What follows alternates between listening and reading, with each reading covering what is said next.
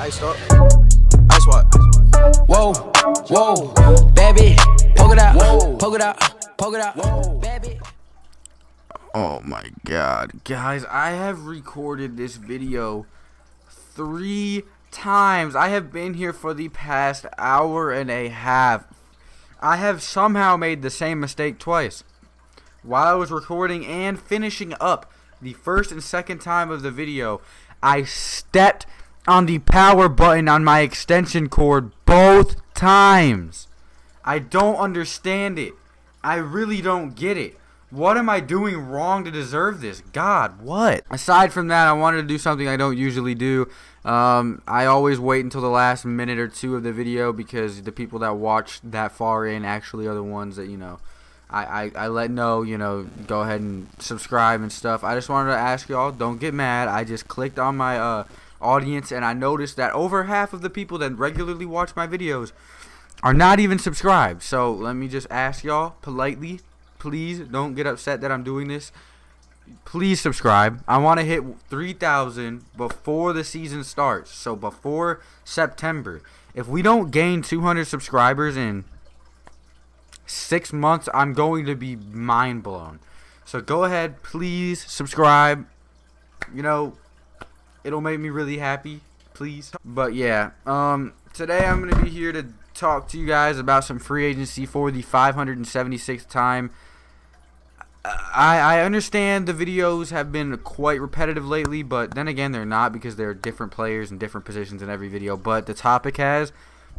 I've been putting out other videos, but a lot of them have either been getting straight up copyrighted and removed, or I've been taking them down because they've been getting like 200 views in a couple weeks. So the videos have been doing pretty awful when they're not free agent ones for whatever reason. So go ahead.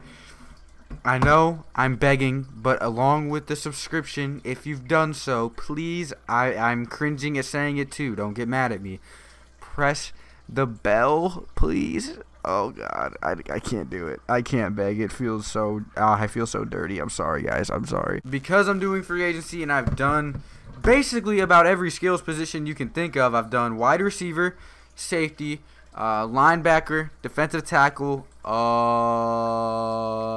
don't know which other ones. I've done a lot, okay? I've decided that I was going to make one on corners, and because it's, for some reason, a very requested one, when corners are not a priority at all for us this season. I don't think that corners are needed as much as everyone is saying they are, but I digress. Why not go over it? Another thing, before I start the video, what just happened? Whew! Oh my god, I thought I lost it again. Okay. Before I start the video, I'm going to let you guys know right now, just because I make a video on it does not mean that I think it's a free agent priority. I can't stress that enough. A lot of people have been confused with the fact that I'm making these videos, and people have thought that just because I'm making them that I'm saying we need to get them. They need to be on our team. We need all of these players. No, that is not the case. I'm just making these videos to, you know, let you guys know that for each position, if we go after one, these would be the players that I want. These are the players you should look out for, and these are the players that would fit us best in free agency. I have been ranking them realistically and people that wouldn't break our bank too much so we can sign any other additions and still have money for the draft because you need a couple million for that. Yeah, I'm not sitting here and saying that we need a corner, we need a safety, we need a linebacker, we need a defensive tackle, we need a wide receiver. No, that is not how I've been, you know, carrying things out.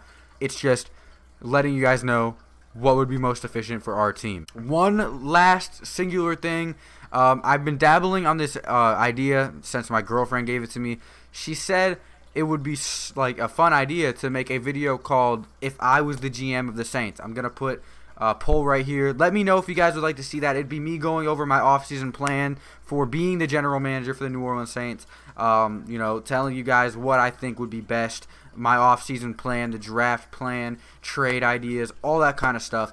I've been, you know, thinking about making that video ever since you brought it up, probably next week or the week after, because I'm going to make another video that goes over the 3 most realistic trades that the Saints can make to, you know, in the off-season, the 3 most realistic trades for us. Let me know. I'm sorry for dragging it on, almost 5 minutes through the video, and I haven't even said the number for one player yet. I am so sorry. Let's get right into it. The number 1 player would be Bradley Roby in my eyes. The number one corner we can sign would be Bradley Roby in my eyes. The ideal scenario for him was to not even touch free agency, but after a lackluster season last year, only rendering a 59.9 Pro Football Focus rating and allowing 117.3 passer rating, his him and the Broncos' interest on him had dropped quite significantly, and that's the sad reality of things. I don't want it to be that way, but sometimes things just don't work out for players and their teams. He's shown throughout his career that he can be an extremely good impact player on the field. He's had extremely good seasons in the past. Since 2014, has not had a season with at least one interception while playing in the shadow of Chris Harris Jr. and Aqib Talib. Quite crazy. Before 2017, he was ranked top 5 in forced incompletion rates at nearly 30%. 30%. That means that 30% of the balls coming your way are forced incompletions, not drops, forced incompletions. That is fantastic for a player that was playing in the shadow of two of the best corners in the league at the time. Bradley Roby could be a fairly cheap, extremely good option to help our cornerback group. One reason the cornerback group needs help is because of the absence of P.J. Williams. While he is a free agent, that whole situation that happened with him getting that DUI could have cut off relations and ties with the actual team themselves. Not 100% sure how we're going to handle that, but that DUI is going to hurt his free agency stock a lot. If we re-sign him, that is a mystery. We should for depth, but we'll see. Patrick Robinson is coming back, so I don't think a star corner or a corner that can really, get out there and fix your corner core and play automatically is that big of a, an issue. We don't really need that. We have Eli Apple and Patrick Robinson along with, of course, Marshawn Lattimore, so signing a corner is nothing but a depth issue in my eyes. Number 2. It's number 2. He would be the best fit. It's number 2 because of the realisticness in signing him is extremely low because the price he's going to ask for is going to be quite significant compared to the other players on my list, and that is Ronald Dizzy Darby. He's set to hit free agency at the ripe age of 25, but he is coming off a torn Achilles, so that's going to drop his stock a tiny little bit for teams that don't really want to take a chance on someone like that. But where his stock comes from is the fact that he was graded a 70 flat above in 3 of his 4 seasons as a Philadelphia Eagle, and only one of those seasons was below 70, and it was 68.3. So he stayed within that extremely reliable starter threshold. Reliable threshold that is the 70 flat range. He played quite bad. If you guys have ever seen an EDP 445 video before last year, he would constantly bash Ronald Darby, call him trash. But then he turned his life around. I've probably seen one of his videos, to be all honest with you, and became an extremely good player. With an overall grade, he ranked 22nd out of 120 qualifiers for the Pro Football Focus in 2017. He shows a knack for disrupting passes with 50 regular season forced incompletions since entering the league, which is ranked 12th among all cornerbacks who have seen at least 100 targets over that time period. So, Ronald Darby is not top 5, top 3, probably even top 10 corners in the league, but he's reliable and an extremely good corner that is definitely way above average, and I think that, could make a fit if we decided to make a run for him and actually ended up signing him. But yeah, Ronald Darby, that ACL, little bit of a question mark. Not a deal killer by any means, though. Number 3 would be Jason Verrett. Now, this is an idea that was bouncing around in my head for a while. I didn't really know if I wanted to put Jason Verrett on this list because of how unproven he is. He's unproven, but then again, he isn't. He's had a couple of very good seasons. Well, he had 2 good seasons. One of them was his only full season, which he had an 88.4 Pro Football Focus grade with 3 interceptions. Let me go double check this. Yeah, 3 interceptions, 47 tackles. He was a star. He was looking to be a star player, But unfortunately, since that time, he has not played a full season and only 323 snaps since then, because he has been, plagued with extremely difficult and hard, playing in injuries. It's been hard for him to, to adjust because of those injuries, but he has shown, potential in being a star player. Now, I wanted to, add a couple of honorable mentions in like I usually do, but good lord, dude, I'm tired of recording. I've been recording for the past, 2 hours now.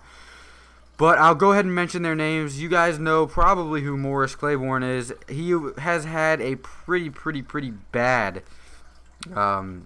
serviceable but pretty bad play in the last 2 seasons with a 62.7, which ranks 75th out of 112 qualifiers at the Pro Football Focus grading catalog. He's 7 seasons into his career and looks to be just a small fix or a depth option for most teams. Not a starter, not a starter replacement, not even a someone that's probably going to be on the field often, because Morris Claiborne, see, my voice can't even pick up with it, has been pretty bad. Same thing goes along with Rashaan Melvin. He had an amazing year a couple years back. He had the Bradley Roby syndrome and played terrible this past season.